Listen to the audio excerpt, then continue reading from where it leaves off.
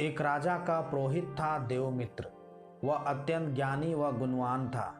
एक दिन उसके मन में सवाल उठा कि उसका सम्मान वास्तव में सिर्फ उसके ज्ञान के कारण है या उसके पीछे उसका सदाचार भी छिपा हुआ है। यही जानने के लिए उसने अगले दिन राजसभा संपन्न होने पर घर जाते समय राजकोष से एक सिक्का उठा लिया।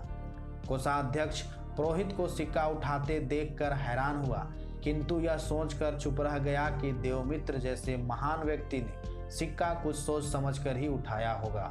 जब देवमित्र ने यही हरकत लगातार 10 दिनों तक की तो कोषाध्यक्ष ने तुरंत पुरोहित को गिरफ्तार करने का आदेश दे दिया।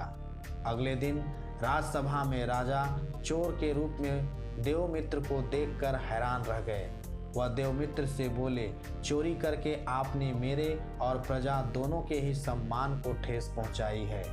किसी को भी आपसे ऐसे कुकृत्य की उम्मीद नहीं थी। देवमित्र बोला, महाराज, मुझे आपके द्वारा दिया जाने वाला दंड मान्य है, किंतु मैं आपसे कुछ कहना चाहता हूँ। राजा के आज्ञा देने पर देवमित्र बोला, महाराज, मैंने राजकोष से सिक्के उठाए अवश्य हैं, किंतु मैं चोर नहीं हूँ। राजा ने पूछा, भला यह कैसे संभव है कि आपने सिक्के भी चुराए और चोर भी नहीं हुए? इस पर देवमित्र बोला, महाराज, दरअसल मैंने यह अपराध केवल यह जानने के लिए किया था कि मेरा सम्मान ज्ञान के कारण है अथवा सदाचार के कारण है।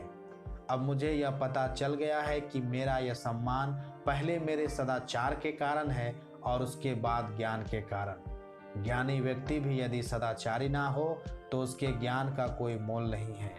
राजा ने पुरोहित की बात सुनकर उसे मुक्त कर दिया और कहा, आपका कहना सही है, ज्ञानी व्यक्ति का भी सदाचारी होना जरूरी है। व्यक्ति पहले सदाचार से ही पहचाना जाता है, उसके बाद अपने किसी गुण से। धन्यवाद।